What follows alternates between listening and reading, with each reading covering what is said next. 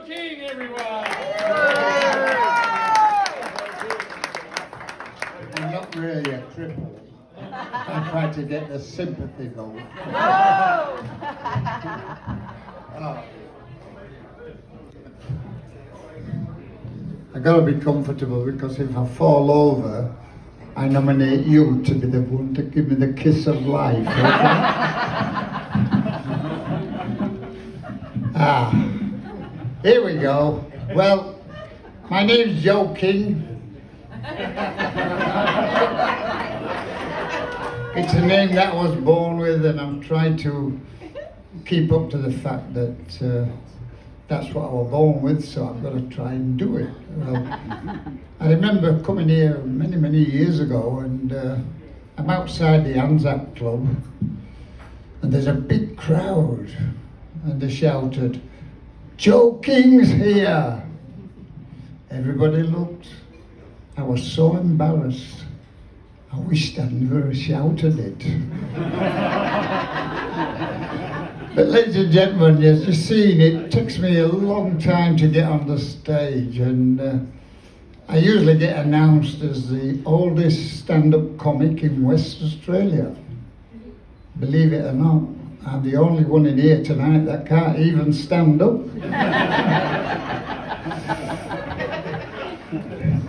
And I'm so bloody old, I said, my back goes out much more than I do.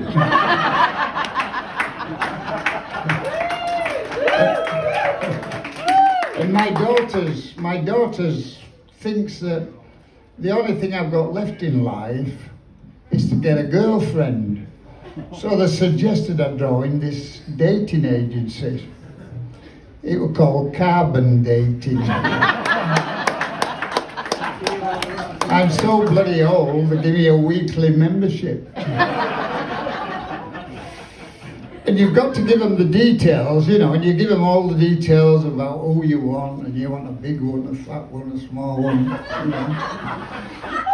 And they produced this woman, and when I met her, I thought, well, she looks all right, yeah. For a bit on the side, yeah. So I said to her, I said, "Hello, love. I think you're lovely." She said, "Before I have any sexual relations with you," she said, "I want to see what you've got down there." Stuck my chest out. I said, "When I was 19, I had 9 inches and a wrinkle." She gets the spyglass out.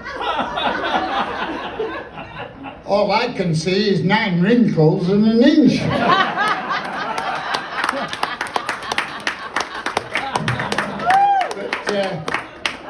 I finally decided to marry her because I'm way past me use-by date.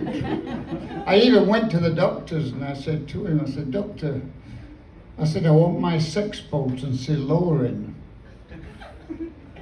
"Don't be a fool," he said, "it's all in your head."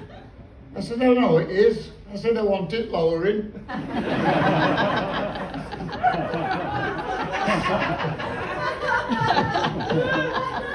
Yeah. He's a good doctor though, you know, he prescribes me all them pills, you know.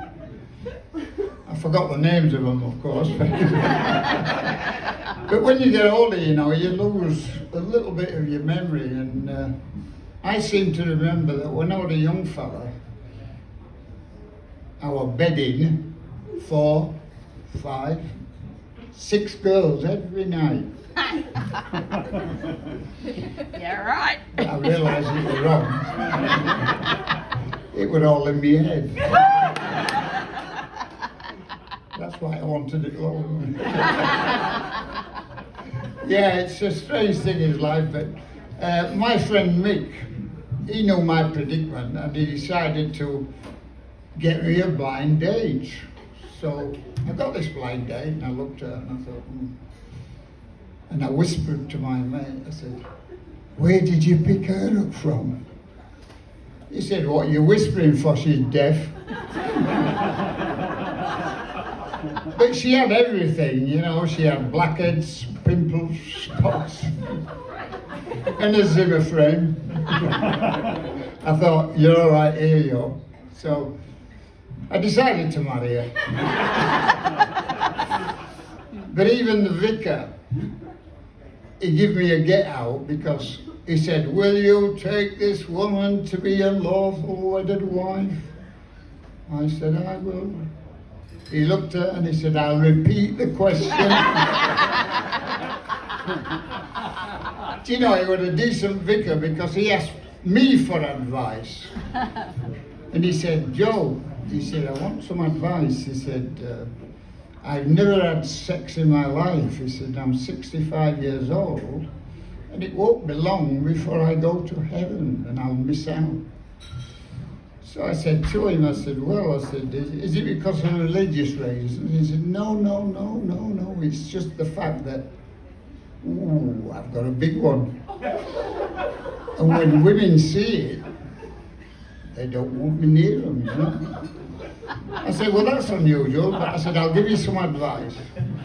I said, go with a prostitute, and the next time you go with her, just ask her if you can turn the light off before you drop your pants.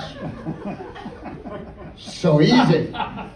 Oh, he said, I never thought of that. So he goes along and he gets his prostitute, and she's laid in bed.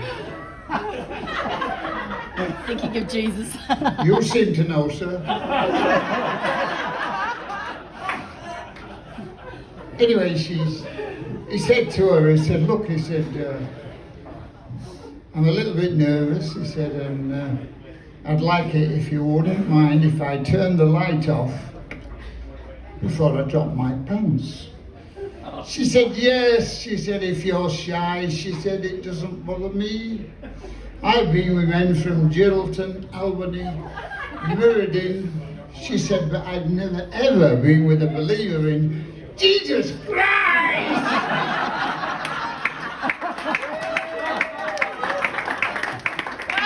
But anyway, getting on with the story,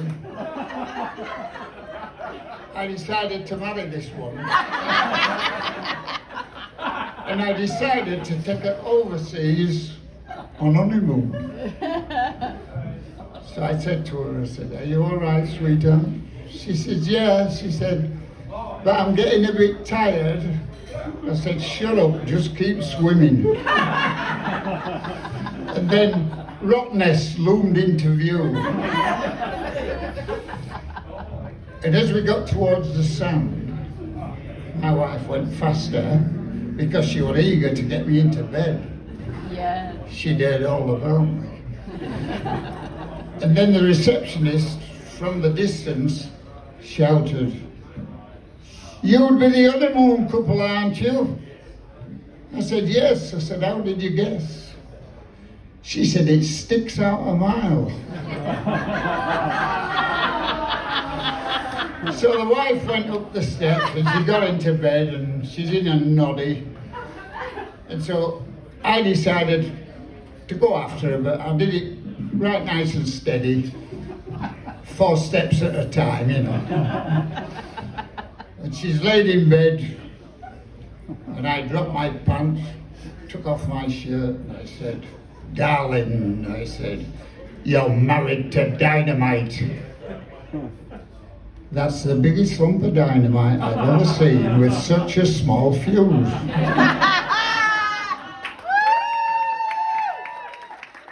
Okay, well, I've got to tell you this. When I go home tonight, I've got a little granddaughter who always asks me a question.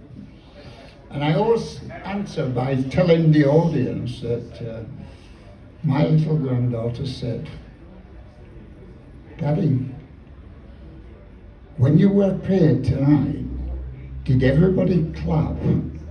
Did they shout? Did they applause? Did they stand on their feet? And I said, yes, they did. Wow, she said. And did they give you a standing ovation? And I said, Yes, they did. So, ladies and gentlemen, not for me.